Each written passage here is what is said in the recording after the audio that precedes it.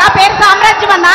నేను వైజాగ్ ఎయిర్పోర్ట్లో ఫ్యూజన్ ఫుడ్కి సంబంధించి కోడికత్తి సీను చేసిన దానికి సంబంధించి ఎయిర్ క్యాటరింగ్ లో చీఫ్ సెక్యూరిటీ ఆఫీసర్గా చేస్తున్నానన్న. నేను అప్పట్లో వాళ్ళు టీడీపీ వాళ్ళని చెప్పి తెలియక నేను రిక్రూట్మెంట్ చేస్తే వెళ్ళున్నానన్న. నేను జరిగింది ఏంటంటే, ఎప్పుడైతే నేను జగనన్న అభిమానం తెలిసిందో అప్పటి నుంచి వాళ్ళు నన్ను సస్పెక్ట్ చేస్తూ మీరు నన్ను ఏదో ఇన్స్పైర్ చేసి పెట్టారని నన్ను ఫస్ట్ నుంచి హెరాస్మెంట్ చేసుకుంటా వచ్చారన్న. అక్కడికి టీడీపీకి సంబంధించిన నాయకులు కానీ, ఆ సిఎస్ వేణుగోపాల్ కానీ, చంద్రబాబు నాయుడు కానీ, లోకేష్ కానీ, బాలకృష్ణ కానీ, ప్రతి ఒక్కరు, హర్షవర్ధన్, అందరూ అక్కడ కూటమిలాగా ఉండేవాళ్ళు అన్న. అక్కడ ఉన్నప్పుడు అక్కడ జరుగుతుందంతా నేను చూస్తా ఉన్నానన్న. యాజ్ ఏ సిఎస్గా బీసీఎస్ రూల్ ప్రకారం ప్రతిదీ జరగాలని నేను ఉంటే ప్రతిదాన్ని అవాయిడ్ చేసి నన్ను సస్పెక్ట్ చేసి పక్కన పెట్టేశారన్న.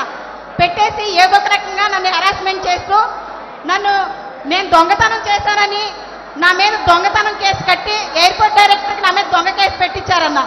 పెట్టించిన తర్వాత వేణుగోపాల్ అయితే నిన్ను ఎక్కడా ఉండనేను అని చెప్పి నాకు సవాల్ చేసి నా మీద వార్నింగ్ ఇచ్చున్నాడన్న. ఆ తర్వాత నేను ఈ హెరాస్మెంట్ భరించలేకపోతున్నానని చెప్పి రిజైన్ చేసి బయటకు వచ్చేసి వేరే ఎయిర్లైన్స్ నేను ఇనాగ్రేట్ చేసి నేను ఆఫీస్ ఓపెన్ చేశానన్న. సేమ్ వైజాగ్ ఎయిర్పోర్ట్లోనే. మీ మీద దాడి జరిగిన తర్వాత మేము ఉంటున్న అపార్ట్మెంట్ దగ్గరికి వచ్చి మేము ఉన్నామని ఎంక్వైరీ చేసి మా అపార్ట్మెంట్ చుట్టూ నెల రోజులు తిరిగారన్న. ఈ దాడి నేను చేపించాను, మీరు నన్ను అక్కడ పెట్టి మీ మీద నేను చేపించానని నాతో చెప్పించడానికి నన్ను చాలా రకాలుగా హెరాస్మెంట్ చేసి మా ఫ్యామిలీ అంతా మమ్మల్ని హెరాస్మెంట్ చేశారన్న వాళ్ళు.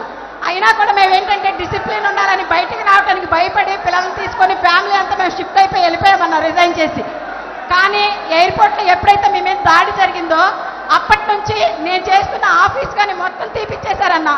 ఆ తర్వాత వచ్చి అక్కడ జరుగుతున్న ప్రతి మీటింగ్ కూడా నేనేదో మీకు క్యారీ చేస్తానని నన్ను సస్పెక్ట్ చేసి క్యారీ చేస్తున్నట్టుగా వాళ్ళు ఊహించుకొని నన్ను పూర్తిగా ప్రతి మీటింగ్కి అవాయిడ్ చేసి నన్ను పూర్తిగా అక్కడి నుంచి ఆపేశారన్న. ఆ తర్వాత నేను వచ్చేసానన్న. బయటకు వచ్చేసిన తర్వాత నేను మా ఇంటి దగ్గర ఉంటూనే అన్ఎంప్లాయ్మెంట్లోనే ఉన్నానన్న. 5 years నుంచి నాకు ఏ జాబ్ లేకుండా నన్ను హెరాస్మెంట్ చేసి నన్ను ఏ రకంగానే ముందుకు రానిలేదన్న. ప్రతి చోట నా మీద రాబరీ కేసు ఉందని లేకపోతే ఇంకోటి అని కావాలని నా మీద ఇది చేసి ఈ అమ్మాయి వాళ్ళకి కోవర్ట్ అని కూడా నన్ను చాలా హెరాస్ చేసి అన్ని చోట్ల పొల్యూట్ చేసి ఎక్కడా జాబ్ రాకుండా చేశారన్న. అయినా నేనేం బాధపడలేదు. ఆ రోజు నా నుంచి జాబ్ అయితే తీయగలిగారేమో కానీ జగన్ అన్న నా గుండెలో నుంచి మాత్రం తీయలేకపోయారన్న వాళ్ళు ఎవ్వరూ కూడా. ఈరోజు బోండా ఉమాగాడు చేసిన ఆ పని చూసిన తర్వాత నేను నా ఫ్యామిలీ ఏమైపోయినా పర్లేదని చెప్పి నేను ముందుకు వచ్చేసాను. ఆ రోజు జరిగింది కళ్ళారా ప్రత్యక్ష సాక్షి నేనే. అక్కడ జరుగుతున్న ఒక దరిద్రమైన ఆ కూటమంతా, లోపల జరుగుతున్న చీకటి ప్రపంచం అంతా ఐ విట్నెస్ నేనన్నా. ప్రతి ఒక్కరూ చేసిందంతా నా కళ్ళతో నేను చూశాను. కానీ నేను ఏ రోజు నోరిప్పలేదు. ఈసారి మీ మీద దాడి జరిగిన తర్వాత ఇంకా నేను మౌనంగా ఉంటే ఇంకా నేను అసలు నన్ను నేనే ఉపేక్షించుకోలేదన్నా. అందుకే నేను ముందుకు వచ్చి ఈ విషయాన్ని నేను బయటికి చెప్పేశానన్నా. అంతేకాదన్నా, బాండవమ్మ అప్పుడు మీ మీద దాడి చేయించినప్పుడు మీరు బస్సులో బాధపడుతుంటే చూస్తుంటే నా గుండెలు అవిసిపోయినట్టుగా నేను ఇంట్లో పడి ఏడ్చామన్నా. మీకేమన్నా జరిగితే భరించే ఓపిక అయితే మా దగ్గర లేదు. నిజంగా ఏం జరిగినా మీరెప్పుడు బాగుండాలి. మీ కాళ్ళ దగ్గర దరిదాపుల్లో కూడా ఎప్పుడు కూడా మహాకూటమైనా కూడా మీ దగ్గరికి రానియు. అందరి తరిమి కొడతామని చెప్తామని తెలియజేస్తానా.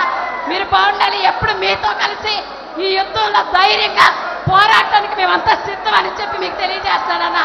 నేను మీ చెల్లినన్నా, మీరంటే నా పంచ ప్రాణాలన్నా. మీ అందరికీ మీరెప్పుడు బాగుండాలని దేవుడు కోరుకుంటానన్నా. ఈ యుద్ధంలో మీతో కలిసి మేమందరం కలిసి సిద్ధమన్నా. ఎంత అబ్యూస్ చేసినా, మమ్మల్ని ఎంత బాధ పెట్టినా, మాటలు చెప్పలేనంత విధంగా సోషల్ మీడియాలో మా గురించి పోస్టులు పెడుతున్నా కూడా మేము పట్టించుకోలే. మాకు కావాల్సింది మీరు. మీ గురించి మేము ఎప్పుడు అలాగే భరించాలనుకున్నాం. మేము పట్టించుకోలేదన్నా. మీరు బాగుంటారు. మళ్ళీ మీరే సీఎం అన్నా. జై జగనన్న.